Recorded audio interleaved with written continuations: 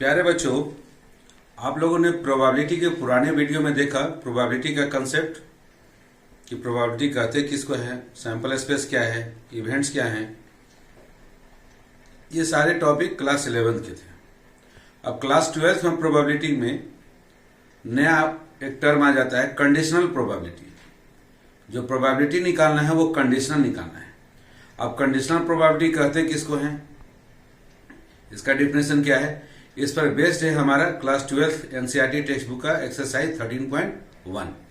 तो आइए इसके कंसेप्ट को हम लोग समझते हैं और इस कंसेप्ट पर हम लोग एक्सरसाइज 13.1 को कंप्लीट करेंगे। ओके, प्रोबेबिलिटी के अंतर्गत हम लोग आज सीखेंगे कंडीशनल प्रोबेबिलिटी। इस कंसेप्ट को जानने से हम लोग एक्सरसाइज 13.1 कंप्लीट कर सकते हैं क्लास 12 का। जैसा कि नाम है कंडीशनल प्रोबेबिलिटी, मतलब जो प्रोबेबिलिटी निकालना है वो अंडर कंडीशन, कुछ शर्त के अंदर में प्रोबेबिलिटी निकालना है। नॉर्मल प्रोबेबिलिटी क्या होता है, कैसे निकलता है, वो सारे मैंने पुराने वीडियो में समझा दिया है। आज हमको समझाना है कि कंडीशनल प्रोबेबिलिटी किसे कहते हैं। जो प्रोबेबिलिटी है उसमें क्या क्या शर्त हम लगा सकते हैं और लगाने के बाद प्रोबेबिलिटी कैसे निकाला जाता है। तो चलिए इसको समझने के लिए सबसे पहले हम लोग दो इवेंट ई एंड एफ लेते हैं। If E and F are two events, मान लेते हैं कि ई और एफ दो इवेंट्स है, are two events associated with the same sample space. ये दोनों इवेंट एक ही सैंपल स्पेस से रिलेटेड है।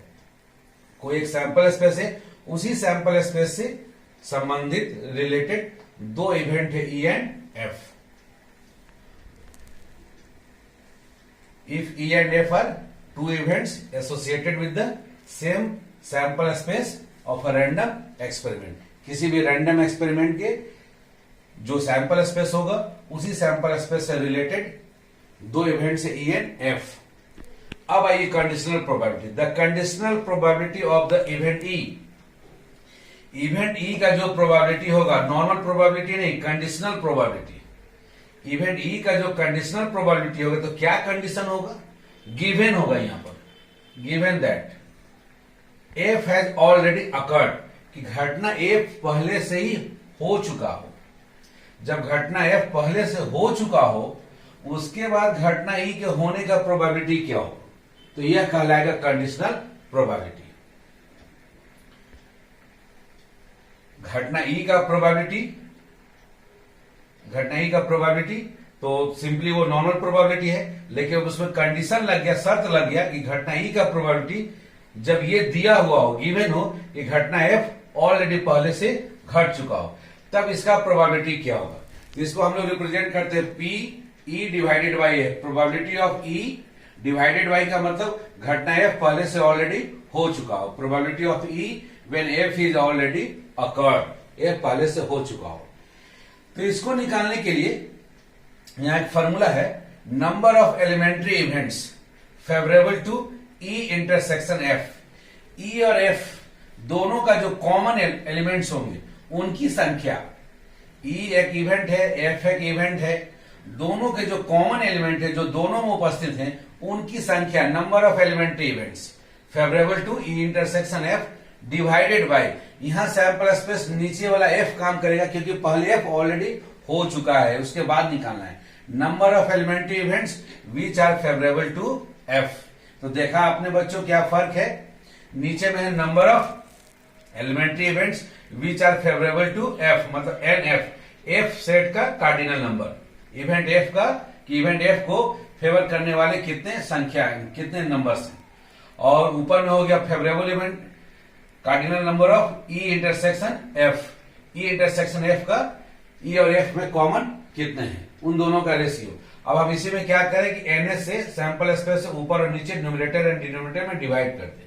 जैसे ही आप डिवाइड करेंगे तो ये बन जाएगा probability of E intersection F divided by P F. तो आपके पास दो फॉर्मूला हो गया पी ई बाई एफ का, एक तो हो गया N E intersection F divided by N F, या दूसरा आप इस्तेमाल कर सकते हैं P E intersection F divided by P F. शर्त क्या होगा कि नीचे वाला जीरो के बराबर नहीं होना चाहिए, क्योंकि नीचे वाला जीरो हो गया तो ये अनडिफाइंड होगा। Anything constant divided by zero is infinity, undefined हो जाएगा। अब आइए इस जो हम लोग कंडीशनल प्रोबेबिलिटी पढ़े इसके कुछ प्रॉपर्टीज हैं। प्रॉपर्टी नंबर 1 क्या है? Probability of sample space when F is already occurred या probability of F when F is already occurred. इस दोनों का वैल्यू हमेशा 1 आएगा। अब रहता है कि कैसे 1 आएगा, तो देखिए समझिए। Probability of sample space when F is already occurred, formula क्या होगा? Probability of S intersection F, S और एफ का intersection divided by P F, नीचे वाला ये सैंपल स्पेस का काम करेगा। अब एस और एफ का इंटरसेक्शन क्या होगा? एस और एफ, एस तो हमारा सैंपल स्पेस है और एफ कोई उसी का कोई एक इवेंट है, तो दोनों का सैंपल स्पेस हो जाए, दोनों का इंटरसेक्शन हो जाएगा एफ। तो P F divided by P F cancel होके हो गया 1।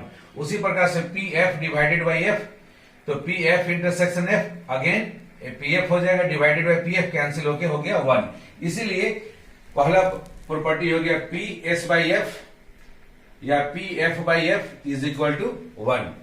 अब आइए दूसरा कि let A and B are any two events, ए और बी कोई भी दो इवेंट्स है of a sample space S and F is an event of S, S का ही एक और इवेंट है, एफ एस का एक और इवेंट है जिसका नाम है एफ। तो सैंपल स्पेस के 3 इवेंट हो गए, एक A B and F, such that कि पी एफ जो लास्ट वाला इवेंट ले रहे P F not equal to 0। Then अब आइए probability of A union B, तो ए यूनियन बी का हम लोग पढ़े थे P A plus P B minus P A intersection B. अब यहाँ कंडीशनल प्रोबेबिलिटी है, probability of A union B condition when F is already occurred, तो फॉर्मूला भी चेंज हो जाएगा। Probability of A when F is already occurred plus probability of B when F is already occurred minus probability of A intersection B when F is already occurred. अब यहाँ एक ध्यान देने वाली बात है कि if A and B are mutually exclusive, A और बी म्यूचुअली एक्सक्लूसिव है मतलब डिसजॉइंट इवेंट्स हो, उसमें कोई कॉमन ना हो। तो जब कॉमन नहीं होगा, ए इंटरसेक्शन बी में कोई कॉमन ही नहीं है, तो क्या हो जाएगा? 0 हो वैल्यू। तो probability of A intersection B when F is already occurred कब? जब A and B are mutually exclusive, तो ये वैल्यू हो जाएगा 0। तो जब इस वैल्यू को हम लोग 0 यहां पुट कर देंगे, उस केस में probability of A union B when F is already occurred का फॉर्मूला हो जाएगा probability of A when F is already occurred plus probability of B when F is already occurred. लेकिन यहां शर्त होगा कि ए और बी कैसे इवेंट होंगे? म्यूचुअली एक्सक्लूसिव इवेंट्स होंगे। एक्सक्लूसिव इवेंट्स का मतलब डिसजॉइंट इवेंट्स होंगे, कुछ भी कॉमन उनमें नहीं होगा। अब आइए ये क्वेश्चन आता है कि इसका प्रूफ कैसे, आखिर ये हुआ कैसे? तो चलिए हम लोग probability of A union B when F is already occurred इसको हम लोग लेते हैं। तो बाय डिफिनेशन कंडीशनल प्रोबेबिलिटी से हो जाएगा P A union B intersection नीचे वाला F divided by P F. अब इस इंटरसेक्शन को हम लोग यूनियन पर डिस्ट्रीब्यूट कर देंगे, तो डिस्ट्रीब्यूट करेंगे तो क्या लिखेंगे? ए इंटरसेक्शन एफ और फिर union, union sign B intersection F. यहां हम लोग इंटरसेक्शन को डिस्ट्रीब्यूट कर दिए यूनियन में, तो बाय डिस्ट्रीब्यूटिव लॉ को यूज किए ऊपर में डिवाइडेड बाई पी एफ। अब हम लोग पी ए यूनियन बी का फॉर्मूला लगाए, पी ए यूनियन बी का फॉर्मूला है P A plus P B minus P A intersection B. तो उस हिसाब से फॉर्मूला हो गया P A intersection F plus P B intersection F minus P A intersection F intersection B intersection F divided by P F. अब तीनों में separate separate divide कर दे, तो P A intersection F divided by P F plus P B intersection F divided by P F minus, अब देखिए यहाँ पे intersection A intersection F B intersection F, तो एफ का जो कॉमन पार्ट ले रहे हैं ए के साथ भी है बी के साथ भी है, तो आप यहाँ पे इंटरसेक्शन को इंटरसेक्शन के ऊपर ही डिस्ट्रीब्यूट कर दे तो यही रिजल्ट आपके पास आ जाएगा। तो इसको हम लोग शॉर्ट में इस तरह से लिख सकते हैं minus P A intersection B intersection F divided by P F. इसी को हम लोग बोलते हैं, इसको हम लोग बोलते हैं probability of A when F is already occurred.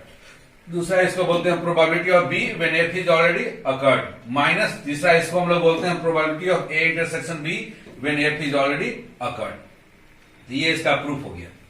अब तीसरा और आखिरी प्रॉपर्टी है कंडीशनल प्रोबेबिलिटी का, probability of E not E when F is already occurred. इसका फॉर्मूला हो जाएगा 1 minus probability of E when F is already occurred. हमने ऑलरेडी फॉर्मूला पढ़े, probability of not E is equal to total probability 1 minus probability of E. अगर probability of not ई निकालना हो तो total probability 1 में से प्रोबेबिलिटी ऑफ ई को हम लोग माइनस कर देते हैं। तो ये आखिर कैसे बना कंडीशनल प्रोबेबिलिटी, इसको भी समझिए। Probability of sample space when F is already occurred, हम लोग ऑलरेडी देख चुके हैं, ये वैल्यू होगा 1। अब सैंपल स्पेस को हम लोग क्या लिख सकते हैं, सैंपल स्पेस को लिख सकते हैं कोई भी इवेंट ई यूनियन और नॉट ई, दोनों को मिला देंगे तो वो सैंपल स्पेस बन जाएगा, नॉट ई और ई को। अब इसका A P E union E bar when F is already occurred, तो P probability of A union B का फॉर्मूला हमारे पास है probability of E when F is already occurred plus probability of E bar when F is already occurred minus इन दोनों का intersection, फिर probability of E intersection E bar when F is already occurred. अब E और ई बार में तो कुछ common होता नहीं है क्योंकि ये दोनों म्यूचुअली एक्सक्लूसिव है, इसलिए ये पोर्शन हो गया हमारा पूरा टोटल वैल्यू 0, ये 0 हो गया, तो ये दोनों पोर्शन केवल रह गया probability of E when F is already occurred plus probability of E bar when F is already occurred, और इधर ये वैल्यू हमारा कितना था पी एस बाई एफ, इसका वैल्यू था हमारा 1, एस बाई एफ का वैल्यू 1, यहाँ 1 लिख दिए तो ये हो गया। अब इसमें से किसी एक को निकालना, probability of E bar when F is already occurred equal to formula हो जाएगा 1 minus probability of E when F is already occurred. तो बच्चों मात्र इतना यही 3 कंसेप्ट पर पूरा का पूरा 13.1 एक्सरसाइज है। अब देखिए हम लोग कैसे क्वेश्चन बनाते हैं। 13.1 एक्सरसाइज का क्वेश्चन नंबर 6 का हम लोग थर्ड पार्ट बना रहे हैं। क्वेश्चन नंबर 6 का जो थर्ड पार्ट है, जैक बोर्ड में क्वेश्चन नंबर 22 में पूछा जाता है 4 मार्क्स में। ये क्वेश्चन 2017 कंपार्टमेंटल एग्जाम में ये क्वेश्चन पूछा गया है। आइए अब इस क्वेश्चन में क्या दिया हुआ है, given a coin is toss 3 times, एक कॉइन को 3 बार उछाला गया। जब 3 बार उछाला गया तो उसका सैंपल स्पेस एस क्या क्या होगा, तीनों होगा ट्रिपल हेड या H H T, H T H, H T T, या तीनों triple T, T T H, T H H, T H T, ऐसा कुछ होगा। ये होगा सैंपल स्पेस जब एक कॉइन को 3 बार उछाले तब। अब इस सैंपल स्पेस से कुछ इवेंट बनाया गया। एक इवेंट है ई, इवेंट ई का नाम है एटमोस्ट 2 टेल, ज्यादा से ज्यादा 2 टेल्स। तो ज्यादा से ज्यादा 2 टेल्स, ज्यादा से ज्यादा 2 टेल्स का मतलब आप क्या क्या हो सकता है कि एक भी टेल्स नहीं, जब एक भी टेल्स में तो 0 टेल्स, 0 टेल्स तो ट्रिपल एच हो गया। जब एक टेल तो एक टेल पर आपको ले लिया गया H H T, H T H, T H H, ये एक टेल हो गया। और ज्यादा से ज्यादा 2 टेल हो सकता है क्योंकि एटमोस्ट 2 टेल, ज्यादा से ज्यादा 2 टेल। तो ज्यादा से ज्यादा 2 टेल का मतलब 2 टेल या एक टेल या एक भी टेल नहीं, मतलब 0 टेल। तो 2 टेल का H T T, T T H, T H T लिया गया। तो इस इवेंट को काउंट करेंगे तो इसमें नंबर्स हो गए 7, और सैंपल स्पेस को काउंट करेंगे तो 2 into 2 into 2 by principle of multiplication से ये टोटल हो जाएगा वैल्यू 8। अब दूसरा इवेंट एफ है, इवेंट एफ का नाम है एटलीस्ट 1 टेल, एटलीस्ट 1 टेल। तो एटलीस्ट 1 टेल मतलब कम से कम एक टेल नहीं तो एक से ज्यादा टेल। तो एक टेल वाला पहले लिख लीजिए H H T, H T H H, T H H, कम से कम एक टेल हो गया। अब एक कम से कम एक टेल तो ज्यादा से ज्यादा क्या हो सकता था, 3 टेल हो सकता है या 2 टेल हो सकता है। तो 2 टेल वाला फिर लिखिए H T T, T T H और टी एच टी और ट्रिपल टी, ये हो गया एफ। अब ई और एफ में कॉमन क्या है, ई और एफ में कॉमन आप देखिएगा, इसको भी एनएफ को काउंट कीजिएगा तो इसमें 7। ई और एफ में कॉमन देखिएगा तो एक टेल वाला है, एक टेल वाला देखिए एच एच टी दोनों जगह पर है, H H T, H T H, H T H, फिर T H H, T H H दोनों जगह पर थे। टी एच एच जो कॉमन है हमारे पास, H H T, H T H और टी एच एच, यहां से यहां पर भी एक यहां कॉमन है, ये कॉमन है, ये कॉमन है, एक टेल वाले। फिर उसके बाद 2 टेल वाले भी कॉमन है, H T T, T T H और टी एच टी, यहां भी देखिए H T T, T T H और टी एच टी। तो ये 6 हमारे पास कॉमन है, ई इंटरसेक्शन एफ, इनको काउंट करेंगे तो ई इंटरसेक्शन एफ आ जाएगा 6। क्वेश्चन पूछा गया है then we have to find P E by F, मतलब probability of E when F is already occurred. आपको निकालना प्रोबेबिलिटी ऑफ एटमोस्ट 2 टेल। फिर एटमोस्ट 2 टेल का प्रोबेबिलिटी क्या होगा, गिवन क्या है कि at least 1 tail already occurred, 1 tail already occurred हो चुका है। तो फॉर्मूला क्या है, N E intersection F divided by N F. N E intersection F निकाले हम लोग, उसका वैल्यू हमारे पास आया है, एन ई इंटरसेक्शन एफ का वैल्यू 6 और एनएफ का वैल्यू हम लोग निकाले हैं 7, तो दोनों का रेशियो हो गया 6/7। इसी आंसर पर आपको 4 मार्क्स मिल गए, 2017 में पूछा गया। आइए बच्चों, अगेन हम लोग इसी कंडीशनल प्रोबेबिलिटी पर बेस्ड कुछ और क्वेश्चन बनाते हैं। क्वेश्चन नंबर 9, 13.1 एक्सरसाइज का क्वेश्चन नंबर 9 आप देख सकते हैं, जो कि आपको 2000 में जैक बोर्ड में पूछा गया है। क्वेश्चन नंबर 22 में पूछा गया है। तो क्वेश्चन नंबर 22 आता है 4 मार्क्स का। अब आइए इसमें क्या क्वेश्चन था सो देखिए। क्वेश्चन है कि गिवन है mother, father and son line up at random. ये तीनों mother, father and son at random जैसे मन तैसे लाइन अप होते हैं फॉर अ फैमिली पिक्चर। एक फैमिली पिक्चर खींचना है, उसके लिए तीनों ये लाइन अप होते हैं। अब उसमें दिया गया है कि ई इवेंट मानना है कि सन ऑन द वन इन, सन एक इन पर हो, और एफ इवेंट मानना है कि father in middle, father middle में हो। ये 2 इवेंट बोला गया है। तब हमको निकालना है प्रोबेबिलिटी ऑफ ई, मतलब probability of son on one end हो when it is given that कि father is in middle, father middle में है, उसका प्रोबेबिलिटी क्या होगा ये निकालना है। तो सबसे पहले हम लोग सैंपल स्पेस निकालते हैं कि क्या क्या पॉसिबिलिटी है मदर, फादर एंड सन का। तो मदर, फादर, सन ये एक हो गया। अब इस मदर को हम लोग एज इट इज रहने थे, फादर सन इंटरचेंज कर सकता है। अब सन बीच में आ गया, मदर, सन एंड फादर। अब हम लोग क्या करें, फर्स्ट में जो मदर का पोजीशन तो वहां सन का पोजीशन दे दे। तो सन का पोजीशन देने के बाद अब बाकी 2 फादर या मदर हो सकते हैं या मदर एंड फादर हो सकता है। अब फर्स्ट पोजीशन हम लोग फादर को दे दे, तो बाद का 2 पोजीशन सन एंड मदर हो सकता है या मदर एंड सन हो सकता है। यही 6 कुल संभावना है, 6 कुल पॉसिबिलिटी है। ये यदि हम लोग फैमिली पिक्चर क्लिक करते हैं तो मदर, फादर एंड सन का, तो इसकी संख्या यदि काउंट किए तो एनएस का संख्या आ गया 6। अब इसमें से हम लोग को ई लेना है कि सन ऑन वन इन, कि सन जिसमें एक इन पर हो। सन एक इन पर किसमें है आप देख सकते हैं, एमएफएस में है, एमएफएस मदर, फादर एंड सन में है। फिर सन एक इन पर इसमें है सन, फादर एंड मदर में, सन, फादर एंड मदर में। फिर एक इन पर है सन, मदर एंड फादर में, सन, मदर एंड फादर में है एक इन पर। और फिर आपका है फादर, मदर एंड सन में। ये 4 फैमिली पिक है जिसमें सन क्या है इन पर है, जो दिया गया सन ऑन वन इन। तो ई को हम लोग लिख लिए, ये 4 हो गए, इसकी संख्या काउंट कर लिए तो 4 कार्डिनल नंबर। एफ इवेंट है कि फादर इन मिडिल, कि फादर मिडिल में होना चाहिए। तो मिडिल में फादर पहला है, मदर, फादर, सन, ये वाला पॉसिबिलिटी है।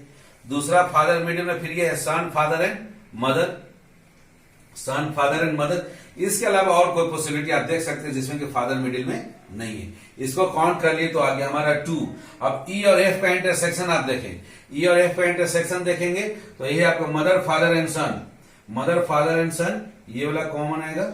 और दूसरा son, father and mother, son, father and mother, ये दोनों में कॉमन है। देखिए आप देख रहे हैं, तो दोनों का इंटरसेक्शन हो गया, मदर, फादर एंड सन, और फिर सन, फादर एंड मदर। इनकी संख्या काउंट की तो 2 हो गया। अब हमको प्रोबेबिलिटी पूछा गया है, probability of son on one in, son on one in it is given that कि फादर इन मिडिल, कि फादर मिडिल में है। सन एक इन पर हो और फादर मिडिल में हो, सन अगर एक किनारे हो गया और फादर ये पहले से दिया है कि फादर मिडिल में है ही, तो जब फादर मिडिल में है पहले से दिया हुआ है तो सन को एक किनारे पर 100% गारंटी है, होना ही होना है। अगर फादर मिडिल में फिक्स हो गया तो सन को एक न एक इन पर होना ही होना, हो या तो फर्स्ट इन पर हो या लास्ट वाले इन पर हो, उसको होना ही होना। 100% पॉसिबिलिटी है, ये श्योर इवेंट है, इसलिए इसका प्रोबेबिलिटी 1 आएगा। बाय फार्मूला आ जाइए, फार्मूला से है N E intersection F divided by N F. N E intersection F मतलब ई और एफ का कॉमन देखेंगे, उसका वैल्यू है 2 divided by N F. N F भी निकाले हैं हम लोग, उसका वैल्यू भी 2 है, 2/2 कैंसिल कर दिया 1। आप आसानी से देख सकते हैं कि ये यदि हमको निकालना probability that son on one in, कि सन एक इन पर हो और ये पहले से बताया गया हो कि फादर मिडिल में है, ये घटना पहले हो चुका है, तो फादर यदि मिडिल में है तो फादर मिडिल में तो सन को तो ऑटोमेटिकली है एक इन पर होना ही होना है, इसलिए इसकी पॉसिबिलिटी 1 आई, ये श्योर इवेंट हो गया। बच्चों 2017 जैक बोर्ड में एनुअल एग्जाम में पूछा गया क्वेश्चन है, क्वेश्चन नंबर 22 में पूछा गया है कि वहां पर गिवन है क्वेश्चन में कि given a coin is toss 3 times, एक कॉइन को 3 बार टॉस किया गया और वहां इवेंट ई को माना गया है कि एटलीस्ट 2 हेड्स, और इवेंट एफ माना गया है at most 1 head.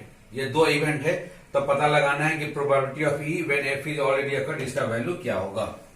Again sample space same उसी तरह से।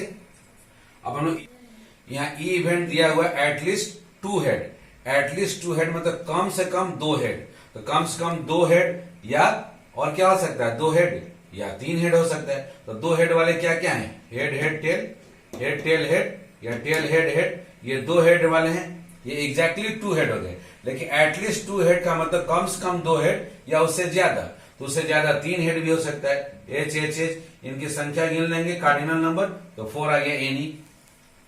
इवेंट एफ, एफ दिया हुआ एटमोस्ट 1 हेड, ज्यादा से ज्यादा 1 हेड, तो ज्यादा से ज्यादा 1 हेड, तो 1 हेड वाले कितना है H T T, T T H, T H T, ये हो गया एग्जैक्टली 1 हेड।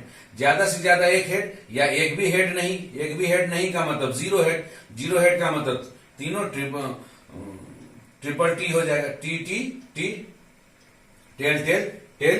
तो यहां भी संख्या आप गिनेंगे तो इसकी संख्या 4 है। अब दोनों में कॉमन देखिए ई और एफ में, तो ई और एफ में कोई भी कॉमन नहीं है, तो कॉमन नहीं होने की वजह से ये एम्प्टी सेट हो गया, इसलिए इनकी संख्या अगर गिना जाए इसमें कितने मेंबर्स हैं, तो 0 मेंबर्स हैं। अब probability of E when F is already occurred निकालना है, फॉर्मूला है N E intersection F divided by N F, ऊपर का वैल्यू है 0 डिवाइडेड बाय 4, सॉल्व किए तो आंसर हो गया 0। ये पूछा गया है 2017 एनुअल एग्जाम जैक बोर्ड में, क्वेश्चन नंबर 22 में 4 मार्क्स में।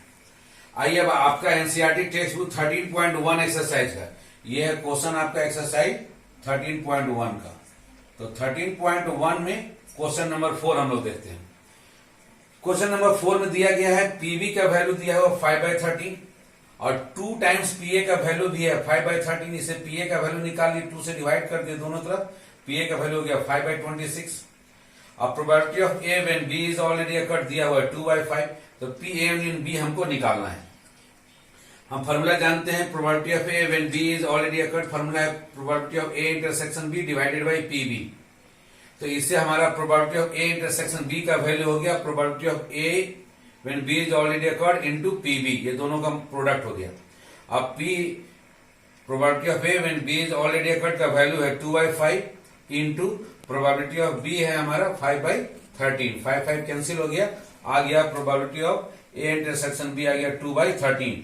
अब हमको निकालना probability of A union B, तो इसका क्लास 10th का फॉर्मूला है probability of A plus probability of B minus probability of A intersection B, ये 11th में भी डिटेल बताया गया है। अब सारा वैल्यू लिख दे, पीए का वैल्यू लिख दे 5/26, पीबी का वैल्यू है 5/13, और अभी हम लोग निकाले probability of A intersection B निकाले 2/13, एलसीएम ले ले 26, तो 26 को 26 से डिवाइड किया 1 इंटू 5 आ गया, 13 से डिवाइड किया 26, तो 2 टाइम्स 2 इंटू 5 हो गया 10, 13 से 26 डिवाइड किया 2, तो 2 इंटू 2 हो गया -4।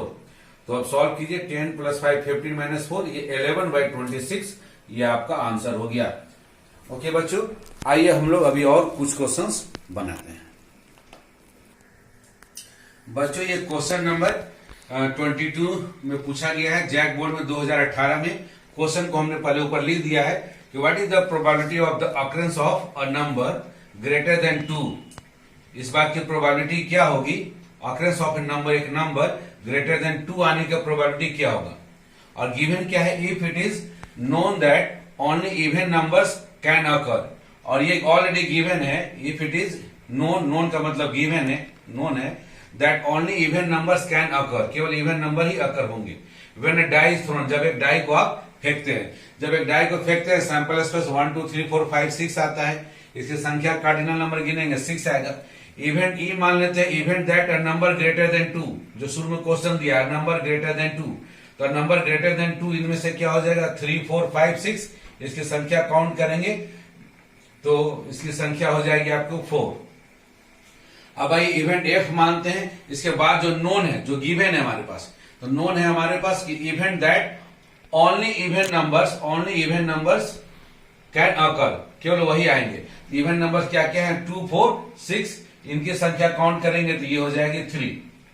अब दोनों में कॉमन देख ले, ई और एफ में कॉमन देख ले, ये जो एफ इवेंट है और इवेंट ई है, इन दोनों में कॉमन, इन दोनों में कॉमन 4 एंड 6 है, ये 4 एंड 6 दोनों में कॉमन है। अब इसकी संख्या काउंट करें एन ई इंटरसेक्शन एफ, तो ये आ जाएगा हमारा 2। अब आइए formula probability of E when F is already occurred, यही पूछा गया कि what is the probability of a number greater than 2, ये है E, probability of a number greater than 2 when it is known और गिवन। ये गिवन है, क्या गिवन है? एफ गिवन है। एफ गिवन है का मतलब हो गया इट इज गिवन या it is known that only even numbers can occur. तो इसका फॉर्मूला है N E intersection F divided by N F. तो एन ई इंटरसेक्शन एफ का वैल्यू हम लोग यहाँ गिने हैं, यहाँ 2 है और एन एफ का वैल्यू 3, तो आंसर हो गया 2/3। यही 4 मार्क्स का क्वेश्चन पूछा गया था 2018 में 22 में। और इसी क्वेश्चन के और में अथवा में एक और क्वेश्चन है, उसको भी देख लीजिए। पीए का वैल्यू 3/8 दिया गया है, पीबी का वैल्यू 1/2 दिया गया है, पीए इंटरसेक्शन बी दिया गया है 1/4। ये तीनों गिवन है। 4 पार्ट में क्वेश्चन है। पहला पूछा गया probability of A when B is already occurred, तो फॉर्मूला लगा दिए probability of A intersection B divided by P B. सभी वैल्यू रख दिए। पीए इंटरसेक्शन बी का वैल्यू 1/4 डिवाइडेड बाई पीबी का वैल्यू हो गया 1/2, तो 1/4 इंटू 2/1, 2 से कैंसिल हो गया 4, तो 1/2 हो गया answer probability of A when B is already occurred. इसी का दूसरा पार्ट पूछा गया है probability of B when A is already occurred. इसका भी फॉर्मूला उसी प्रकार से probability of A intersection B और सैंपल स्पेस यहां काम करेगा पीए। अब पीए इंटरसेक्शन बी का वैल्यू 1/4 डिवाइडेड बाई पीए का वैल्यू है 3/8। इसको सॉल्व कीजिए, 1/4 इंटू 8/3 उल्टा हो गया मल्टीप्लीकेशन में, 4 से 4 2 जाए तो 2/3 आ गया। P probability of B when A is already occurred. इसका तीसरा पार्ट पूछा गया probability of A union B क्या होगा। फॉर्मूला है P A plus P B minus P A intersection B. तो पीए का वैल्यू 3/8, पीबी का वैल्यू 1/2 और पीए इंटरसेक्शन बी भी दिया 1/4। 8 एलसीएम ले लिए, 8 को 8 से डिवाइड किया 1 जा 1 इंटू 3 3, 2 से डिवाइड किया 8 में तो 4 जा 4 इंटू 1 4, 4 से डिवाइड किया तो 2 जा और 2 इंटू -1 -2, तो 4 + 3 7 -2, ये 5/8 आपका आंसर हो गया। और चौथा और आखिरी पार्ट पूछा गया probability of not B when not A is already occurred. तो इसका फॉर्मूला है कि भाई probability of B when A is already occurred, इसका टोटल का नॉट, और प्रोबेबिलिटी ऑफ ए नॉट या ई नॉट का formula, probability of not E का फॉर्मूला क्या है 1 minus probability of A. Probability of A bar equal to formula है 1 minus P A. तो probability of B bar B by A का बाद is equal to हो जाएगा 1 minus probability of B by A. अब P B by A value already हम लोग निकाल चुके हैं सेकंड वाले पार्ट में, तो 1 माइनस 2/3 सॉल्व कर दिए 1/3 आ गया। आइए 2019 में क्वेश्चन नंबर 22 में अगेन 4 मार्क्स का क्वेश्चन जो पूछा गया है वो क्वेश्चन क्या है। If the probability of P winning a race, P के रेस जीतने का प्रोबेबिलिटी दिया हुआ 1/4 and that of Q winning the race, और क्यू उसी सेम रेस को जीतेगा उसका प्रोबेबिलिटी दिया हुआ 1/6। तो पूछा जा रहा है कि find the probability that none of them will win, कि दोनों में से कोई नहीं जीतेगा, उसकी प्रोबेबिलिटी क्या होगी, उसकी संभावना क्या होगी। तो ये प्रोबेबिलिटी ऑफ पी के जीतने का प्रोबेबिलिटी दिया हुआ 1/4, प्रोबेबिलिटी ऑफ क्यू के जीतने का दिया 1/6। अब दोनों एक साथ एक ही रेस को जीत नहीं सकता है, तो since P and Q R mutually exclusive events हैं, दोनों एक साथ नहीं जीत सकता है। पी इंटरसेक्शन क्यू हो गया 5, इसलिए probability of P intersection Q हो जाएगा 0। अब हमको probability of P union Q, अर्थात या तो पी जीते या क्यू जीते या दोनों के जीतने की पॉसिबिलिटी, तो उसका फॉर्मूला है probability of P plus probability of Q minus probability of P intersection Q, मतलब दोनों के जीतने की प्रोबेबिलिटी, तो ये वैल्यू 0 हो जाएगा। अब प्रोबेबिलिटी ऑफ पी हो गया 1/4, प्रोबेबिलिटी ऑफ क्यू हो गया 1/6, सॉल्व कर दिए 6 और 4 का एलसीएम 12, तो 4 से 12 डिवाइड किया 3 जा 3 इंटू 1 हो गया 3, 6 से 12 डिवाइड किया 2 जा 2 इंटू 1 हो गया 2, 3 + 2 हो गया 5/12। अब हमको पूछा गया है कि दोनों में से कोई नहीं जीते, अर्थात या तो पी जीत रहा है या क्यू जीत रहा है या दोनों जीत रहा है, उसका नॉट का मतलब total probability 1 minus probability of total probability 1 minus probability of either P win और क्यू विन, इसको माइनस कर देंगे तो क्या हो जाएगा कि ना ही पी जीत रहा है और ना ही क्यू जीत रहा है, दोनों में से कोई नहीं जीत रहा है, इज इक्वल टू हो जाएगा 1 minus probability of P union Q, हम लोग ऑलरेडी निकाल चुके हैं 5/12, इसको सॉल्व कर दे 12 - 5, ये 7/12 हमारा आंसर होगा। तो ये भी 4 मार्क्स का क्वेश्चन है। तो बच्चों आप देख रहे हैं कि यदि आपका कंसेप्ट प्रोबेबिलिटी का क्लियर है क्लास 10 और 11 का, तो एक नया आपका क्लास 12 में आपको सीखना है conditional probability of E when F is already occurred. इसका फॉर्मूला है N E intersection F divided by N F, या probability of E intersection F divided by P F. और इस कंसेप्ट पर बेस्ड 4 मार्क्स के क्वेश्चन हर एक तरह के बोर्ड एग्जाम में और कॉम्पिटिटिव एग्जाम में खासकर पूछे जाते हैं। ओके बच्चों, और आप इस कंसेप्ट पर बेस्ड एक्सरसाइज 13.1 को कंप्लीट करें, और जो भी डाउट्स आता है मेरे कमेंट बॉक्स में लिखना ना भूलें। और वीडियो पसंद आए तो लाइक एंड सब्सक्राइब करें और बेल आइकन दबाना ना भूलेंगे, ताकि आपका सोल्यूशन जब भी बने तो आपको उसको नोटिफिकेशन प्राप्त हो। ओके, थैंक यू बच्चों।